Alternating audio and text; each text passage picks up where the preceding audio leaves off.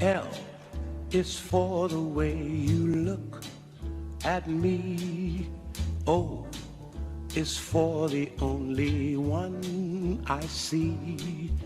V is very, very extraordinary. ¿Cómo está nuestra gente linda que nos sigue en las redes y en Canal 4 Güemes? Hoy nos vamos con un tema, cambio de era y cómo impacta en las universidades. Nos van a acompañar dos ingenieros que pueden hablar sobre este tema desde ese lugar. ¿Qué es un cambio de era? Hay un cambio cultural, un cambio de paradigmas en la economía, un cambio en la producción, un cambio en las interrelaciones personales, en la ética, en la filosofía y mucho más.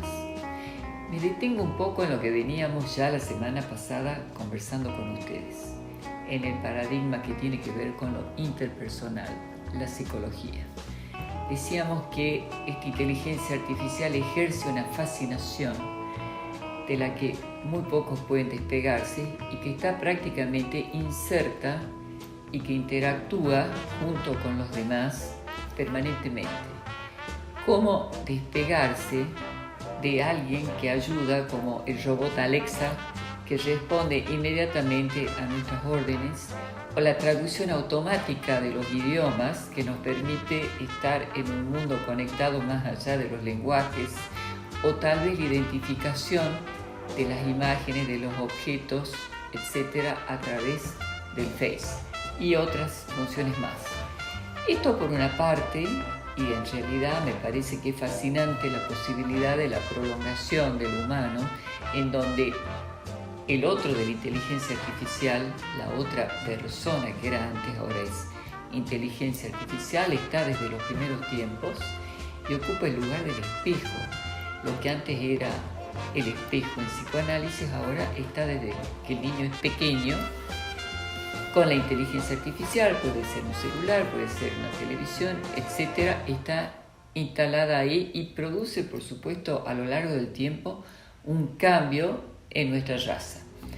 También hay que notar que lamentablemente la contradicción que tiene el ser humano se refleja en esta proyección de lo que sería nuestra subjetividad en la inteligencia artificial. Y ese mensaje oscuro también está ahí y depende absolutamente, no tiene ella maldad en sí misma, de quién carga los datos, quién es el protagonista de esta era que vivimos. Ese protagonista no ha logrado resolver cuestiones que son lamentables.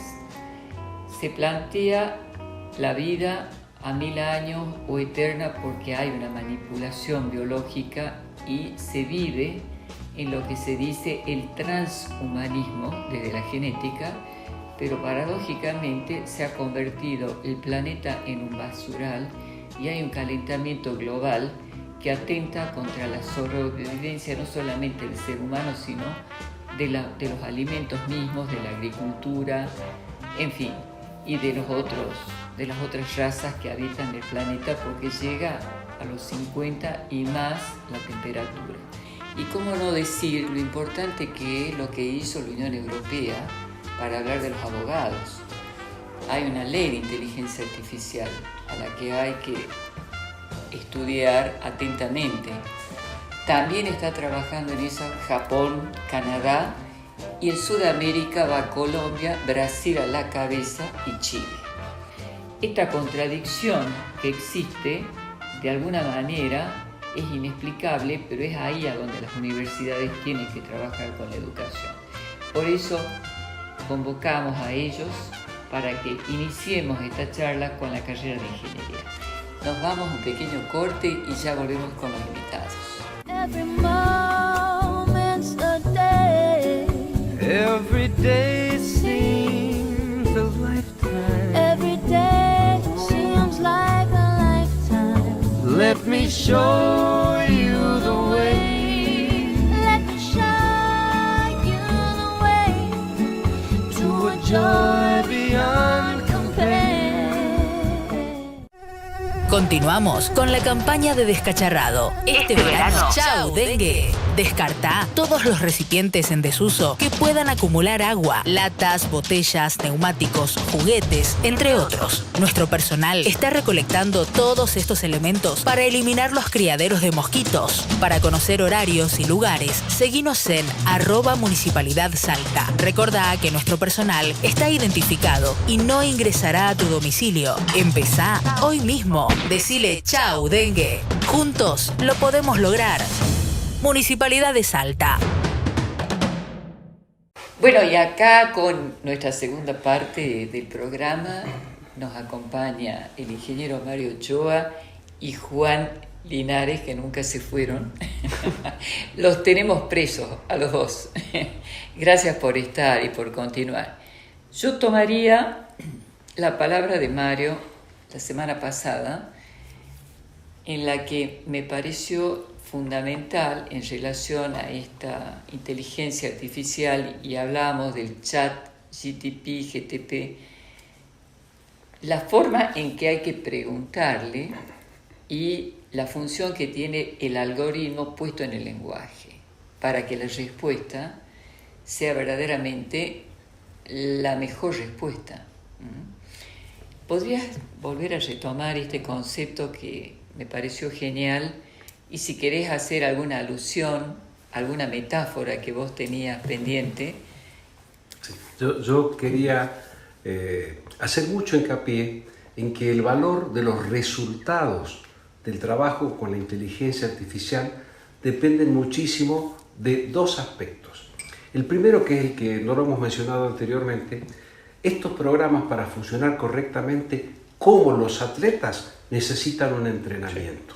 Es decir, uno empieza a hacer preguntas sencillas y los va corrigiendo.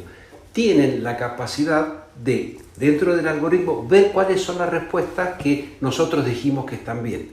Si le decimos que la respuesta no está correcta, desecha todo lo que tenga que ver en el contexto y entorno de esa respuesta. Por eso se llama aprendizaje, el autoaprendizaje o entrenamiento de los algoritmos. Nos parece sorprendente, aprenden, pero lo que pasa es que son unos y ceros puestos uno después de otro, nada más que se leen y trabajan a velocidades extraordinarias. Esa parte me parece absolutamente alucinante. Cómo entre 1 y 0 lo convertimos en una búsqueda y lo devuelve en lenguaje. Exactamente. Bien. Esta máquina Recuerden, ¿qué nombre le ponemos? Nuestra audiencia querida, los que nos están viendo, perdonen que me vaya tan al fondo de la cosa, es que pero en eso definitiva, es lo digital son nada más que bits, unos y ceros. El logro de nuestro cerebro, incomparable, es haber podido transformar esas secuencias de unos y ceros en un producto que sea capaz de hablarnos de la forma que lo entendemos. Nos habla en español, nos habla en chino, nos habla en inglés. Aprende de nuestras preguntas y respuestas y se va aproximando a lo que buscamos. Por eso se llama, hay como dos grandes líneas dentro de la inteligencia artificial.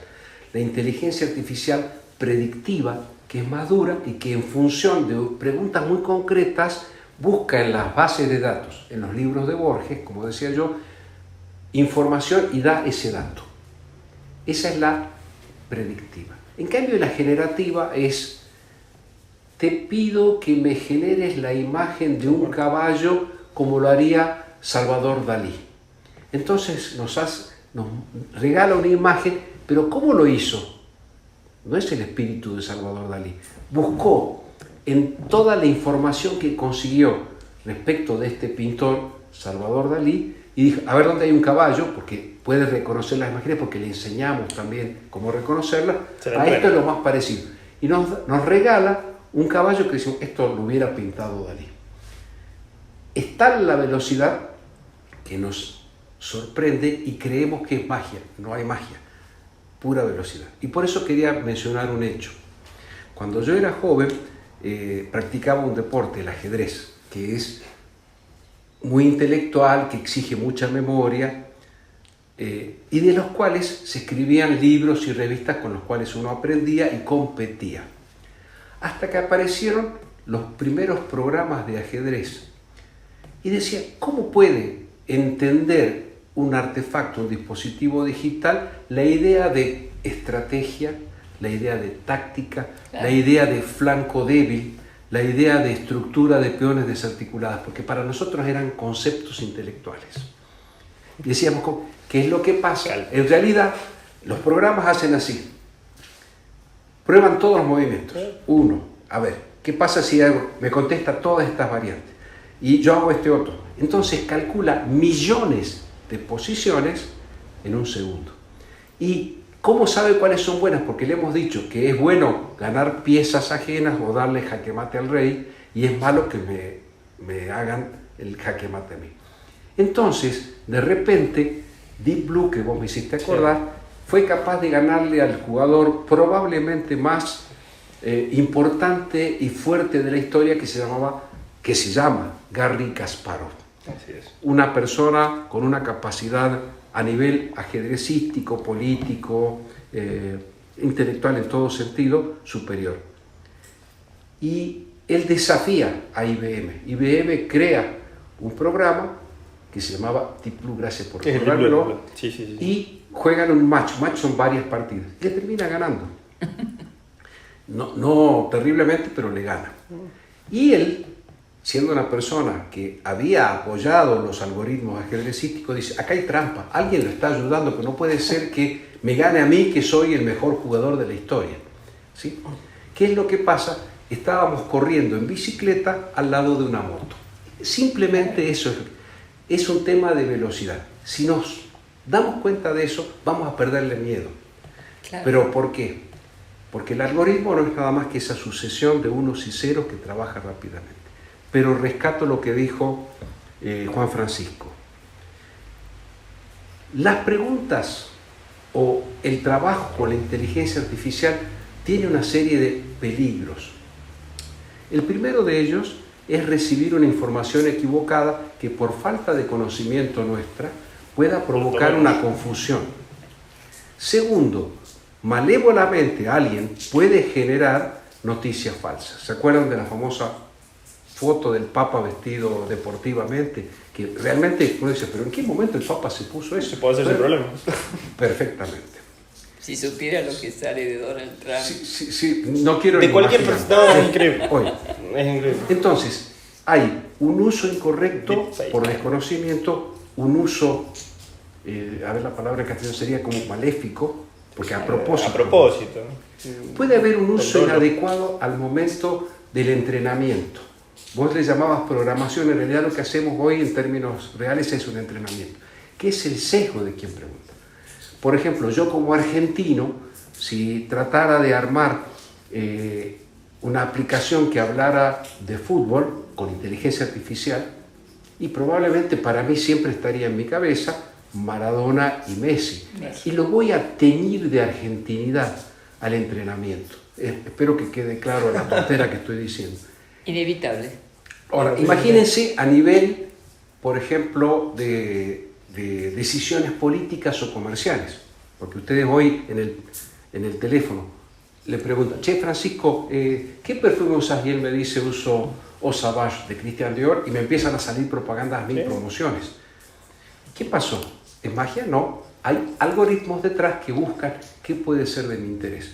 Pero lo hacen muy rápido. Pase con Las la anteriores tierra. elecciones de Estados Unidos Ahora, andaron bueno, utilizando eso. entonces, el Ahí. uso sesgado, maléfico, es también un peligro. Pero, atendiendo a tu pregunta, ¿qué es lo que le puede pasar a nuestros jóvenes? Y es lo que a mí me preocupa. Supongamos que nuestros jóvenes no van a ser ni ignorantes ni van a ser maléficos, pero sí van a generar una dependencia si solamente confían en que con ese medio resuelven todos sus problemas académicos, primero.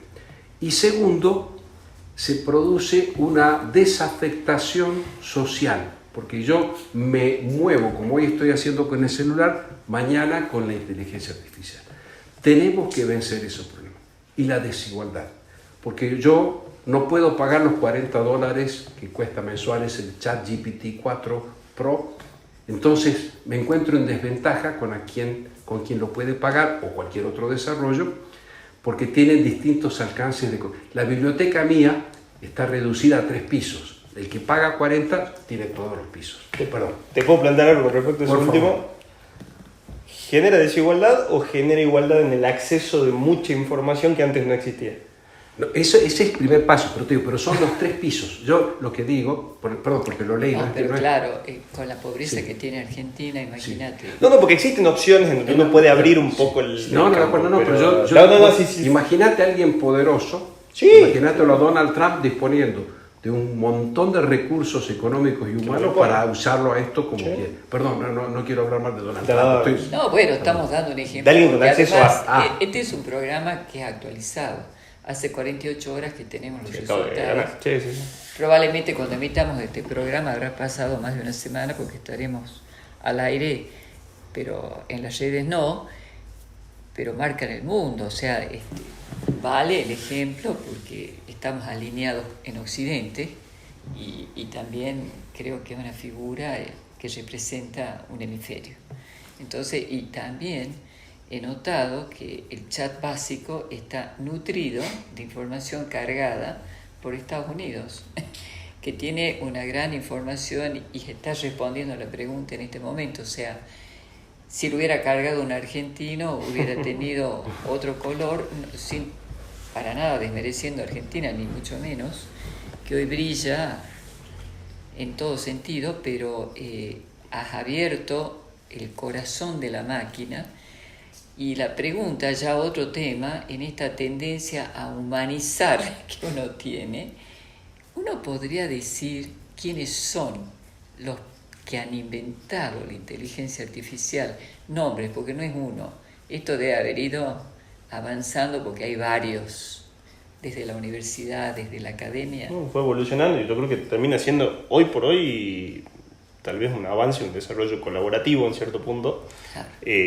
Si nos quedamos con la idea de GPT, la empresa que está por atrás es OpenAI, que termina teniendo inversiones hoy de muchísimas OpenAI. empresas, inclusive Microsoft mismo tiene un buen porcentaje y otros tantos gigantes tecnológicos, digamos, se fueron metiendo, pero son los que apostaron, si bien por este desarrollo, pero en una marca puntual que tal vez sería esto que hablábamos de GPT. Existen dentro de las diferentes empresas muchas otras plataformas, si queremos llamarlo, motores de generación, en donde cada uno va buscando, tienen sus intereses, en algunos casos terminan abriéndose para poder trabajarlo de manera colaborativa con profesionales de distintas partes del mundo, que ahí es donde se trabaja más tal vez desde el aspecto de la investigación, desde el desarrollo, desde las casas de estudio, grupos de investigación en general, que tal vez fue naciendo desde ese lado hasta que llegó al punto de generarse los intereses económicos para poder pasar a otra etapa en cierto punto, ¿no? Pero tiene ese origen tal vez en las casas de estudio, en la investigación, y de ahí se lo va utilizando hoy para todo. Porque lo que hablabas vos un poco de decir, llevo mi teléfono y es el cambio, en el teléfono está todo lo que podemos llegar a generar, porque termina siendo un dispositivo inteligente conectado a internet y con el acceso a lo que haga falta.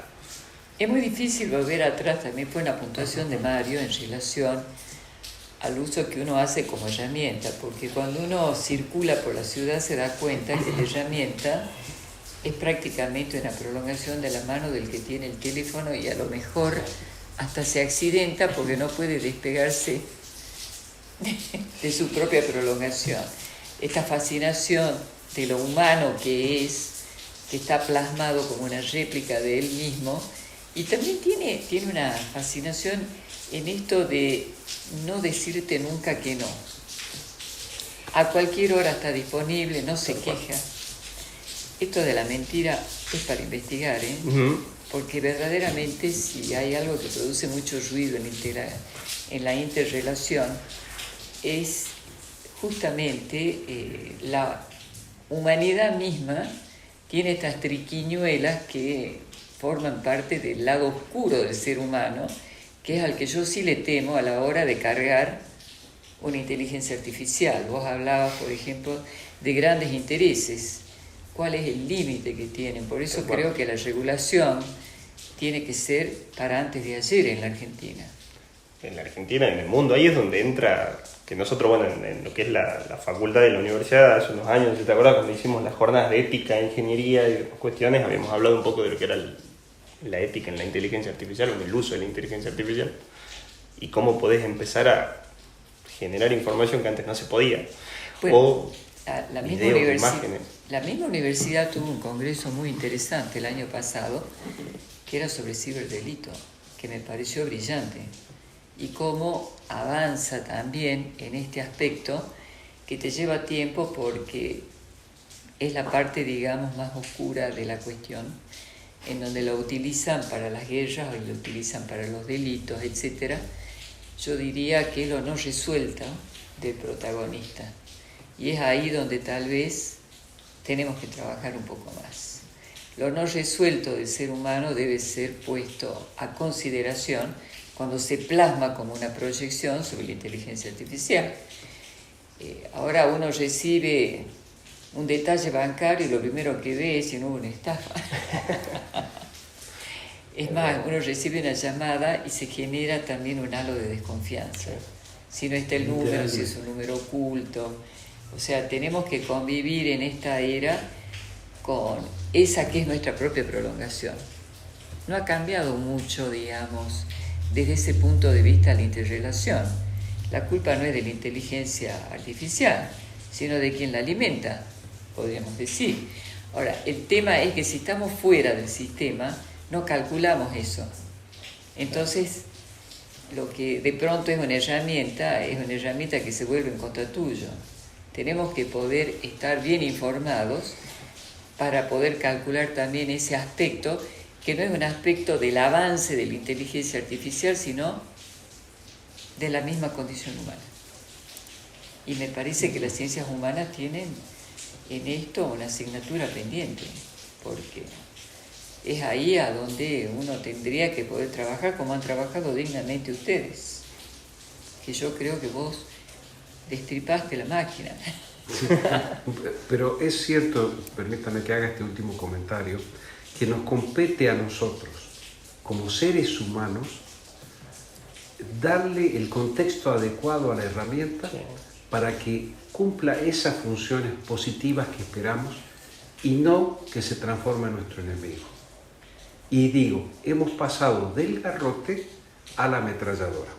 Lo mismo pasa con hacer las cuentas a mano y tener la supercalculadora. Entonces, podemos usar hasta una ametralladora con mucho cuidado o podemos hacer muchísimo daño. Claro. Entonces, depende de nosotros que implantemos de la mejor manera posible en nuestros estudiantes la idea de que debe hacerse un uso ético. Si no, hoy es muy fácil buscar la respuesta a mi pregunta, hacer un cortar y pegar, y después ustedes no se imaginan los desastres que vemos. ¿Qué es lo que estamos haciendo entonces en la universidad? Tenemos que cambiar nuestra forma de evaluar, porque sabemos que de alguna manera u otra nos van, perdonen la expresión, a meter el perro si no somos lo suficientemente vivos. Yo antes, como profesor de estructuras, hacía en mis parciales 2 problemas. Y todos tenían los mismos 2 problemas, para mí era muy fácil corregirlos. Hoy tengo que hacer prácticamente combinaciones para que cada estudiante tenga 2 o 3 problemas distintos que el vecino y que no se pueda pasar el dato por su teléfono, que hoy está estilo Dick Tracy en el reloj. ¿Sí? Pero no saben quién es Dick Tracy, pero era un personaje de cómics de cuando éramos chicos, que tenía un reloj con el cual se podía comunicar. Entonces, nuestra astucia está en transformar. ¿Y cómo hiciste? ¿Trabajaste? No, armé una planilla de cálculo y pude traducir un mismo problema en 10 versiones distintas. O sea, yo usé la herramienta a mi favor. Entonces, sé que nadie tiene, con una base de 100 preguntas, las mismas 3 preguntas teóricas para responder, porque le pido al algoritmo que las combine, me salen conjuntos de preguntas distintas, conjuntos de problemas distintos. Es mucho trabajo para mí corregirlo, no, porque yo tengo la herramienta también que le cambio el dato que me puso el alumno y me da el resultado que numéricamente debería haber. Por dar una idea, no tengamos miedo, No, claro. usémoslo a nuestro favor. Sí, eso la verdad que se está viendo mucho y a mí me tocó verlo tanto como docente como tal vez a cargo de una carrera en ese sentido. Y hay que tener mucho cuidado con eso. A ver, primero hay que tratar de que entiendan de que no se basen en el copiar y pegar y en confiar 100% en la información que se genera, sino tratar de enseñarles de nuestro lado a desarrollar y usar el criterio, que es lo que van a terminar teniendo como principal herramienta tal vez cuando sean profesionales. Pero ese es el miedo. Porque A que la lo información va a pierdas, estar. claro, que la herramienta te sustituya. Sí, que no No todo el se mundo, pierda. pero Sí, depende de la pero- personalidad de cada uno. A ver, en este amplio espectro que estamos tomando, para mí me parece que el protagonista tiene que resolver el tema del consumo de drogas, el tema de la violencia, que sería todo el lado oscuro, ¿viste? Del protagonista. Yo le puse ese nombre de esta era que estamos transitando, que es ni más ni menos que la raza humana, ¿viste? Tiene que cambiar ese perfil. Pero bueno, en el caso de ustedes, y volviendo a la academia, creo que es un cambio que no quiero aprovechar estos minutos, porque ustedes, en este momento, la forma de dar clases es absolutamente fantástica. Online, si hay pandemia, no hay pandemia, la universidad no se detiene. A la hora de dar los exámenes también hay que tener estos cuidados. La información que ustedes tienen es una información de todo el mundo, o sea, estamos conectados, no necesitamos viajar a los congresos, podemos participar de los congresos. Se dan clases cruzadas, es En fantástico. fin, creo que es el cambio de era a favor de la academia, pero también la incorporación de nuevos conocimientos, en donde yo creo que la universidad tiene que pensar en tal vez diplomatura, se me ocurre en este momento, cómo utilizarla. Es una idea, ¿viste? Yo largaría así como Excel, como Word fueron en su época, Sí. ahora...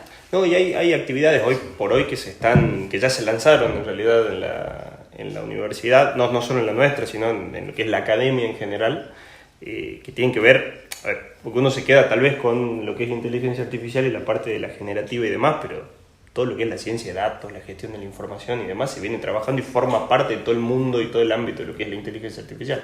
Ahora, ¿cómo lo gestionamos? Hay hoy posgrado, carrera de grado, diplomaturas, en donde se trabaja con este concepto de Big Data y de la gestión y la gobernanza de esa información. ¿O está incluida en la carrera de informática? En parte está incluida en la carrera de informática y en parte hay carreras que ya se lanzaron nuevas, que no solamente está la ingeniería en informática. La ingeniería en informática es una carrera puntual que la tenemos, que ya tiene varios años, que se viene trabajando, pero hoy tenemos licenciatura en ciencia de datos, maestrías, diplomaturas, especializaciones en Big Data, inteligencia de negocios. ¿Y quiénes pueden ingresar a estas diplomaturas? Hay que tener una carrera... En el caso de que sean, si trabajamos, cuando son carreras, sean ingenierías, sean licenciaturas, por ejemplo, que son carreras de grado o pregrado, siempre es necesario se puede arrancar con el título secundario, digamos.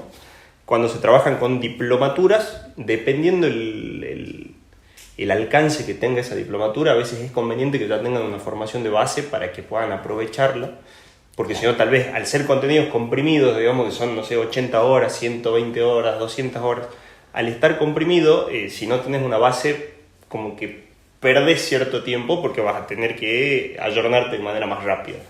Entonces es importante eso, conocerlo, pero en general son posibilidades que están abiertas. Genial. Bueno, van a tener otras invitaciones, espero que acepten, porque esto no... Gusto. Tenemos muchas cosas por decir, seguramente con un economista, seguramente también con filósofos que puedan imaginarse el mundo del mañana, que es el ahora, el futuro es ahora. Muchas gracias por venir. Gracias por la invitación. Por favor, Gracias por la y invitación. para ustedes realmente creo que es brillante el aporte de estos dos ingenieros. Como siempre, un gusto compartir este programa con nuestros amigos seguidores de las redes y del programa de Güemes. Hasta la semana que viene.